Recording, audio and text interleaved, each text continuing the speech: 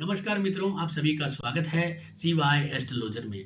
आज की इस वीडियो में हम जानेंगे कि केपी एस्ट्रोलॉजी में विवाह का टाइमिंग कैसे निकालते हैं। साथ में फर्स्ट मैरिज जो फेल हो जाती है उसके संयोग क्या होते हैं, यानी कि पहला विवाह फेल होना। इसके लिए मैंने वैदिक ज्योतिष में भी एक बहुत ही अच्छा वीडियो बनाया था 2-3 साल पहले। हमारे इस यूट्यूब चैनल पे आपको मिल जाएगा कि अगर सेवंथ कस्पल सबलॉर्ड या सेवंथ घर का जो मालिक फोर्थ हाउस से जुड़ता है तो जातक का पहला विवाह फेल होता है या फिर डिले मैरिज होता है। अब हम केपी एस्ट्रोलॉजी में इस संयोग को पूर्ण रूप से आपको जो है वो फलित करके बताएंगे। साथ में आपको ये मैं पूर्ण रूप से सिखा दूंगा कि आप जो है वो विवाह का टाइमिंग कैसे निकालें। देखिए, जब भी आप विवाह का टाइमिंग निकालते हैं तो उसमें एक आकलन भरा समय होता है। आप ये हमेशा याद रखिए कि कोई भी पद्धति, चाहे वो केपी कृष्णमूर्ति हो, चाहे वैदिक ज्योतिष हो, नाड़ी हो या फिर कोई लाल किताब हो, वो कमी नहीं है। कमी किस में है? फलादेश करने वालों में है। जैसे मेरे में हो सकती है, आप में हो सकती है। लेकिन हमें क्या करना है कि पूर्ण रूप से अपने एक्सपीरियंस, नॉलेज और अपने ज्ञान का संपूर्ण प्रयोग करते हुए इसका जो है वो फलादेश निकालना है। तो फर्स्ट मेरी जो फेल होती है उसमें कौन कौन से ग्रह यहाँ पे मजबूत से आते हैं। देखिए, फर्स्ट मैरिज फेल होना, अब फेल हुआ है उसके अंदर राहु और केतु जरूर आएंगे, यानी कि राहु केतु का यहाँ पे आना फर्स्ट मैरिज फेल करता है। साथ में शनि भी यहाँ पे कुछ हद तक हम इसको भी ले सकते हैं। अब डिले मैरिज में जो आपका सबसे महत्वपूर्ण है वो है आपका शनि, क्योंकि शनि क्या करता है कि सबसे महत्वपूर्ण है धीरे चीजों को दिखाता है। साथ में वो क्या करता है कि जातक को कहता है कि भाई पहले तू सेटल तो हो। जातक, जैसे हमने कई बार कुछ लोगों को देखा है कि वो सोचते हैं कि भाई हम पहले सेटल हो जाते हैं, अच्छी नौकरी ले लेते हैं, अच्छा व्यापार सेटल कर लेते हैं, घर बना लेते हैं, उसके बाद शादी करेंगे, जैसे कि 33वें वर्ष में, 35वें वर्ष में या फिर 37वें वर्ष में। और राहु केतु क्या करते हैं कि जल्दबाजी तो करते हैं, लेकिन वो क्या करते हैं कि प्रेम संबंध को फेल कर देते हैं। पहली मैरिज में जैसे सगाई टूट जाती है मैरिज से पहले, तो ये सब चीजें राहु केतु यहाँ पे सिग्निफिकेट कर देते हैं। अब विवाह का क्या प्रोमिसेज है? विवाह का जो प्रोमिसेज है वो है कि अगर आपकी जन्म कुंडली के अंदर सेवंथ हाउस का जो कस्पल सबलॉर्ड है, यानी कि 7वें घर का उप नक्षत्र स्वामी अपने संयोगों में 2, 5, 7, 9 और 11 जैसे संयोग दे देता है तो आपका विवाह होना है। आपका विवाह जो है वो समय के अकॉर्डिंग होना है। इसमें 9 जो मैंने जोड़ा है, 9 में डिले आता है। और पहला मेरी जो फेल है उसमें अगर हम भाव को देखेंगे तो चतुर्थ भाव यहाँ पे पहले मैरिज को फेल कर देता है। तो आपको यहाँ पे समझना है। अब आपको सिर्फ सेवंथ कस्पल सबलॉर्ड को ही नहीं देखना है, इसके अलावा आपको जो है वो देखना है फर्स्ट कस्पल सबलॉर्ड को और सिक्स कस्पल सबलॉर्ड को। देखिए, जब किसी व्यक्ति का विवाह फेल होना है, फेल होने का जब योग आ जाता है तो उसमें सेवंथ हाउस के साथ फिफ्थ हाउस और सिक्स्थ हाउस भी वर्क करता है। तो आपको क्या करना है कि फिफ्थ हाउस जो है वो प्रेम संबंध है, तो आपको प्रेम संबंध के संयोग देखने के भाई प्रेम संबंध बना कि नहीं बना। इसमें सिक्स्थ हाउस के संयोगों को स्ट्रांगली देखना है, क्योंकि मैरिज फेल हो रही है इसका मतलब छठा घर जो है वो 7वें घर से ज्यादा स्ट्रांगली वर्क कर रहा है। तो फेल होने का जो संयोग है वो वहां पे 1, 6 और 10 है। और अगर आपके सेवंथ कस्पल सबलॉर्ड उसके संयोगों में कहीं ना कहीं 4 आ जाता है तो इसका तात्पर्य है कि आपका पहला विवाह फेल है। और उसमें 4 के साथ 9th आ जाता है तो इसका मतलब आपका पहला विवाह फेल होके आपका जो है वो सेकंड मैरिज होगी। और अगर आपका यहाँ पे सेवंथ कस्पल सबलॉर्ड अगर सेवंथ नहीं दिखाता है, 2 नहीं दिखाता है, 11 नहीं दिखाता है, अगर वो 4 और 9 ही दिखा देता है, इसका मतलब आपका विवाह डिले है। पहले आपका प्रेम संबंध जो है वो टूट जाएगा, वो मतलब काफी अच्छा नहीं चलेगा, मतलब थोड़ा सा समय चलेगा और टूट जाएगा और आपका विवाह जो है वो डिले होगा, क्योंकि वहां पे 4 और 9 के संयोग आ गए, उसमें सेवंथ नहीं आया। सेवंथ आएगा तो विवाह होके टूटेगा या फिर सगाई होके टूटेगी, या फिर जो प्रेम अफेयर है, प्रेम संबंध है, वो क्या होगा आपके घर वालों को पता चल जाएगा, सामने वाली पार्टी को पता चल जाएगा, आप दोनों के पिताजी या माताजी जो है उनको पसंद नहीं आएगा, वो टूट जाएगा। तो यानी कि सेवंथ आएगा तो उसमें कुछ बात चलेगी, अगर सेवंथ नहीं है तो इसका मतलब है कोई बात नहीं चलेगी, वो अपने आप दोनों के बीच में ही टूट जाएगा। तो आपने ये चीजें समझ ली है। अब यहाँ पे क्या है कि सॉफ्टवेयर के द्वारा हम इसको देख लेते हैं फलित करके। देखिए, आपके सामने आप जब अपने डेटा को या अपने जो भी निजी व्यक्ति है उसके डेटा को जब आप सॉफ्टवेयर में डालोगे तो आपके सामने एक जन्म कुंडली बन के आ जाएगी। तो ये जैसे जन्म कुंडली है। अब आपको क्या करना है, सबसे पहले लग्न को देखना है। इसमें जो सबसे महत्वपूर्ण है वो आप शुक्र को भी देखिए, क्योंकि शुक्र क्या है, नेचुरल सिग्निफिकेटर है विवाह का। शुक्र अगर मजबूत है तो आपको कई सारी संभावनाएं होती है वैवाहिक जीवन में लाभ प्राप्त करने की, तो उसको भी आपको लेके चलना है।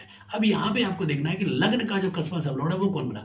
लग्न का जो कस्पल सबलॉर्ड है वो सेटर्न बना। सेटर्न क्या है, डिले मैरिज को दिखाता है। लग्न क्यों देख रहे हैं, लग्न इसलिए देख रहे हैं क्योंकि विवाह किसका हुआ है, लग्न का हुआ है। लग्न एक व्यक्ति है, लग्न आपका शरीर है, चेहरा है, मस्तिष्क है और पूरा का पूरा आपका जो आवरण है वो सारा का सारा लग्न है। तो इसका मतलब है कि शनि आ गया है, इसका मतलब डिले आ गया है यहाँ पे।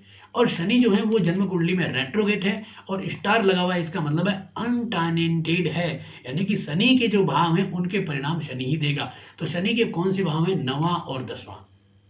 तो 9th हाउस इसका मतलब डिले या फर्स्ट मैरिज फेल हो जाए, सेकंड मैरिज में चला जाए, यानी कि यहाँ पे शनि जो है 8th हाउस दे रहा है। 8th हाउस क्या है? परेशानियां हैं, यानी कि आपको वैवाहिक जीवन में कुछ अड़चने आ सकती है। ये हम लग्न को विवाह के अनुकूल देख रहे हैं तब, अगर नौकरी के अनुकूल देखेंगे तो इसका अलग होगा। 8वां घर आया है तो वो भी हमें परेशानियां दिखाएगा। तो यहाँ पे हम विवाह के संदर्भ में देख रहे हैं तो 9 और 10 आ रहा है, तो इसका मतलब 9 आ रहा है, इसका मतलब थोड़ा सा यहाँ पे सेकंड मैरिज के योग आ रहा है। और यहाँ पे जो शनि है वो शुक्र के नक्षत्र में है, शुक्र के उप नक्षत्र में। तो जैसे फर्स्ट हाउस का कसफल सब लॉर्ड शनि बना तो एक पॉइंट कटा था, तो यहाँ पे एक पॉइंट फिर से जुड़ गया, क्योंकि शनि का नक्षत्र और उप नक्षत्र जो है वो शुक्र है। शुक्र जन्म कुंडली में क्या दिखा रहा है? शुक्र जन्म कुंडली में 5, 1 और 6 दिखा रहा है, यानी कि प्रेम संबंध दिखा रहा है। तो यहाँ पे एक लाभ का योग भी बना है, यानी 5th हाउस को इसने सिग्निफिकेट किया। इसको हम पूर्ण रूप से देखेंगे तो शनि जो है वो 5, 8, 1, 6 और 9 और 10 दे रहा है, यानी 5 और 9 है, और यहाँ पे 1, 10 और 6 भी आ रहा है। शनि यहाँ पे अनटैलेंटेड है तो 10th हाउस के भी रिजल्ट देगा ही देगा और 6 के भी देगा। इसका तात्पर्य क्या है कि यहाँ पे पहली मैरिज फेल होने के या पहला प्रेम संबंध फेल होने का पूर्ण योग यहाँ पे नजर आ रहा है, क्योंकि यहाँ पे 5, 8 और 1, 6 आ गए ना। तो इस तरीके से हम देख सकते हैं कि इसका या तो कोई प्रेम संबंध जो है वो टूट जाएगा या पहला जो मैरिज है वो यहाँ पे फेल हो जाएगा। यहाँ पे हमें लग्न से ये प्रोमिसेस मिल गया है, शुक्र कह रहा है शादी तो कराएगा। शुक्र ने आने से हमें एक प्लस पॉइंट भी मिला है कि शादी भी होगी, और ये एक प्लस पॉइंट भी कह सकते हैं, एक माइनस पॉइंट भी कह सकते हैं कि भाई शादी होके टूटेगी तो हमारा एक दुख का भी कारण है, क्योंकि यहाँ पे जो 8th आ रहा है, 6th आ रहा है, ये डिप्रेशन और तनाव है, तो ये हमारे लिए दुख भी बन रहा है। अब यहाँ पे क्या है कि जो हमने शुक्र देखा वो 4th हाउस को सिग्निफिकेट कर रहा है। तो 4th हाउस मैंने कहा था कि अगर आपका 4th हाउस देखा था तो पहली मैरिज या फिर पहला अफेयर या सगाई टूटेगी ही टूटेगी। तो यहाँ से हमने ये रूल लेके चल रही है। अब यहाँ पे हम क्या करेंगे? 7th कसफल सबलॉर्ड पे जाएंगे। तो यहाँ पे हम सीधे ही 7th कसफल सबलॉर्ड पे चलते हैं। 7th कसफल सबलॉर्ड है जुपिटर। जुपिटर विवाह का कारक है, अच्छा ग्रह है, मजबूत है, वर्दी करने वाला ग्रह है। जन्म कुंडली में जुपिटर 8th हाउस का मालिक है और लाभ घर का भी मालिक है। यहाँ पे जुपिटर जो है वो भी अनटैलेंटेड है, यानी कि जुपिटर अपने भावों के यानी कि 11th और 8th हाउस के परिणाम देगा। 8th हाउस मतलब परेशानियां, थोड़ा सा परेशान होना, और इसमें जो है वो कहीं ना कहीं अड़चने आना। यहाँ पे 1 को भी दिखा रहा है। यहाँ पे गुरु जो है वो राहु के नक्षत्र में है और शनि के उप नक्षत्र में। इसका मतलब है कि गुरु थोड़ा सा यहाँ पे टूटा है। यहाँ पे 8th को दिया तो टूटा, यहाँ पे राहु और शनि को दिया तो यहाँ पे भी टूटा। अब गुरु यहाँ पे पूर्ण रूप से देखते हैं, गुरु यहाँ पे 9th हाउस को दिखा देता है। इसका मतलब डिले मैरिज या सेकेंड मैरिज जीवन में होगी, और 1 को दिखा रहा है और 8 और 11 को दिखा रहा है, यानी कि यहाँ पे ये तारा टूट रहा है, यानी कि 11 तारा है। इसका मतलब शादी तो होगी, क्योंकि यहाँ पे स्टार लगा हुआ है, यानी कि अनटैलेंटेड है। इसका तात्पर्य है कि यहाँ पे 11th हाउस के परिणाम गुरु को देने ही पड़ेंगे, क्योंकि गुरु के नक्षत्र में कोई भी ग्रह नहीं है और गुरु किसी और के नक्षत्र में बैठा है। गुरु राहु के नक्षत्र में था, तो राहु स्ट्रांगली 4th हाउस को दिखा रहा है। तो आप इस चीज को समझ लीजिए कि यहाँ पे कि आपका जो ग्रह है, यानी कि जो आपका शनि था लग्न का उप नक्षत्र और उसका स्टार लॉर्ड वीनस था, वो भी 4th हाउस को दिखाया, और गुरु का जो स्टार लॉर्ड राहु है वो भी 4th हाउस को दिखाया। इसका मतलब आपका पहला विवाह यहाँ पे फेल का योग बन रहा है। लेकिन हम यहाँ तक ही नहीं जाएंगे, हम इसके कुछ और आगे चलेंगे, यानी कि हमने जैसे कहा 6th हाउस को देखना बहुत जरूरी है। तो आप यहाँ पे क्या करें? 6th हाउस को देखिए। 6th हाउस का जो कसपल लॉर्ड है वो बुध है। अब बुध यहाँ पे जन्म कुंडली में 5th और 2, 5 को दिखा रहा है और यहाँ पे स्टार लगा हुआ है। इसका मतलब क्या है कि 2 और 5 को दे रहा है। बुध चंद्रमा के नक्षत्र में है और मंगल के उप नक्षत्र में है। यहाँ पे देखिए ये जो बुध है वो 4th हाउस को स्ट्रांगली सिग्निफिकेट कर रहा है। तो यहाँ पे आपको जो सहयोग मिल रहे हैं कि आपका पहला मैरिज फेल का योग बन रहा है। तो आप इसको जो किस तरह से समझेंगे? अब हमने जो प्रोमिसेस निकाले हैं उनको हम दशा अंतरदशा पे देखते हैं कि विवाह जो है वो कब हो सकता है। जैसे हमने कहा कि फर्स्ट मैरिज फेल है, तो इसका मतलब है कि इस जातक का विवाह समय के अकॉर्डिंग हुआ होगा। जैसे इस जातक की जो उम्र है वो 89 का बर्थ है, तो इसका मतलब है कि हम ये आइडिया लगा सकते हैं कि 2014 से लेके और 18 तक के बीच में इसका विवाह हो चुका होगा। तो उस समय कौन सी दशा चल रही है? तो यहाँ पे जो है वो मंगल की दशा चल रही है 2014 से। तो 2014 से लेके और 2021 तक मंगल की दशा है। तो मंगल तो हम यहाँ क्या करेंगे, यहाँ पे जो हमारे सेकंड हाउस है और आपका जो 7th हाउस है और आपका जो 11th हाउस है, इनके सामने जो सिग्निफिकेटर जो ग्रह है, यानी कि सेकंड हाउस के ठीक सामने वाला ग्रह जो है वो बुध है, और आपका जो 7th हाउस है उसके ठीक सामने वाला ग्रह राहु और मंगल है, और 11th हाउस के ठीक सामने वाला ग्रह है गुरु है। तो ये जो 4 ग्रह हैं, इनकी दशा अंतर्दशाओं में कहीं ना कहीं विवाह के प्रॉमिस बनेगा। साथ में 7th हाउस का जो आपका त्रिकोण है, यानी कि 3, 7 और 11, ये जो भाव होते हैं, इनके ऊपर अगर गुरु का गोचर होगा तो आपके विवाह के जो प्रॉमिसेस हैं वो ज़्यादा से ज़्यादा होंगे। तो आपको यहाँ पे देखना है कि भाई हमें मंगल की दशा है, तो मंगल क्या 2, 7, 11 के सिग्निफिकेटरों में है, तो 7th हाउस के ठीक सामने डी टाइप में मंगल यहाँ पे स्ट्रांगली रूप से आ रहा है। तो इसका तात्पर्य है कि मंगल की दशा को हम यहाँ से चूज कर लेते हैं, तो ये हमारे लिए एक प्लस पॉइंट है। इसको आप रूलिंग प्लेनेट के हिसाब से भी निकाल सकते हो, क्योंकि वो भी आपकी एक डिवाइन हेल्प है, उसके द्वारा भी आप अगर आपको यहाँ पे जो अंतर्दशा है वो यहाँ पे 2, 7, 11 के सामने नहीं मिले, तो अगर आपको रूलिंग प्लेनेट में जो ग्रह चल रहे हैं उनकी अगर अंतर्दशा है तो उसको भी आप ले सकते हो। तो यहाँ पे हमने मंगल को लिया, यहाँ पे आ रहा है। अब मंगल के अंदर सबसे पहला अंतरा मंगल का, तो मंगल यहाँ पे एक ही बार आया तो हम मंगल के अंतरे को छोड़ देंगे, और यहाँ पे हमने जो है वो हमारे सामने मंगल के अंतरे को छोड़ने के बाद राहु का अंतरा है और गुरु का अंतरा है। अब दोनों में से किस अंतरे के अंदर शादी होने का योग बनेगा, उसको हम जो है वो डिफाइन करते हैं।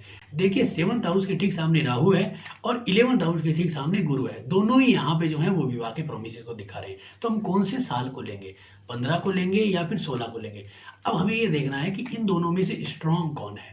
यहाँ पे जब आप आओगे तो राहु को जब देखोगे तो राहु 4, 9, 7, 12 दिखा रहा है, यानी कि ये 9, 7 और 12 3 संयोगों को दिखा रहा है। इसमें राहु जो है वो यहाँ पे ये देखिए 10, 1, 3। जब आप राहु को देखते हो तो इस सॉफ्टवेयर के अंदर आप ई टाइप सिग्निफिकेटरों को भी देखें, बहुत ही महत्वपूर्ण आपको लाभ मिलेगा। तो राहु यहाँ पे 4, 9, 7 और आपका 12 में आपके इन भावों को भी दिखा रहा है, यानी कि 10, 1, 3, 5, 6, 8 और 11। तो इसका तात्पर्य क्या है कि राहु भी स्ट्रांगली यहाँ पे विवाह को सिग्निफिकेट कर रहा है। इसके मुकाबले अगर हम गुरु को देखते हैं तो गुरु यहाँ पे थोड़ा सा अच्छा है, क्योंकि 9, 11 आ रहा है, और यहाँ पे 9, 11 आने से हम कहेंगे कि गुरु की दशा को हम चूज कर सकते हैं, राहु की दशा को छोड़ सकते हैं। हमने जैसे मान लीजिए उदाहरण के लिए गुरु की दशा को ले लिया, अप्रैल 30 से लेके गुरु की दशा अप्रैल 30 2016 से शुरू होगी, जो 2017 तक चलेगी, यानी इस समय में हम विवाह का सहयोग देख सकते हैं। अब हमें यहाँ पे देखना है कि 2016 में क्या गुरु का गोचर इस सप्तम भाव के त्रिकोण पे हुआ है। तो यहाँ पे हम क्या करेंगे, ट्रांजिट के चार्ट में जाएंगे। जैसे हम यहाँ पे ट्रांजिट में आ गए, अब हम यहाँ पे सीधा ही 2016 डाल देंगे। 2016 अप्रैल की लगी है तो हम यहाँ पे जून मई डाल देंगे, हम जून डाल देते हैं, यहाँ पे चेंज करते हैं। चेंज करने से हमें देखा कि गुरु जो है वो यहाँ पे सिंह राशि में उस समय गुरु का गोचर था, यानी कि जून के महीने में, अप्रैल में नहीं है, मई और जून के महीने में सिंह राशि में गुरु का गोचर था। तो यहाँ पे क्या हो रहा है कि सिंह जो राशि है वो आपके इसके चतुर्थ घर में आ रही है। इसका तात्पर्य है कि हम यहाँ पे थोड़ा सा जो है वो कह नहीं सकते कि गुरु की दशा में शादी होगी, तो हम इसको थोड़ा सा 2015 में ले चलते हैं। तो 2015 में जैसे ही हम जाएंगे तो जो गुरु है वो यहाँ पे कर्क राशि में गोचर करेगा। तो कर्क राशि क्या है, यहाँ पे त्रिकोण है, यानी कि 4, 8 और 12। तो हम ये कह सकते हैं कि राहु का अंतरा जो है वो हम पिक कर सकते हैं, यानी कि राहु के अंतरदशा में विवाह के प्रोमिसेस पूर्ण रूप से बन सकते हैं। अब राहु के अंदर जो है हम यहाँ पे राहु को छोड़ के गुरु को ले सकते हैं यहाँ पे। तो ये कह सकते हैं कि 9 जून 2015 के समय, यानी कि जून और जुलाई के महीने के लगभग इसका विवाह होने का प्रोमिसेस बनता है। इसमें आप जो है वो रूलिंग प्लैनेट्स को लेके बहुत ही अच्छा फलादेश और एक टाइमिंग निकाल सकते हो। देखिए विवाह के जो प्रोमिसेस हैं वो ग्रह दिखाएगा।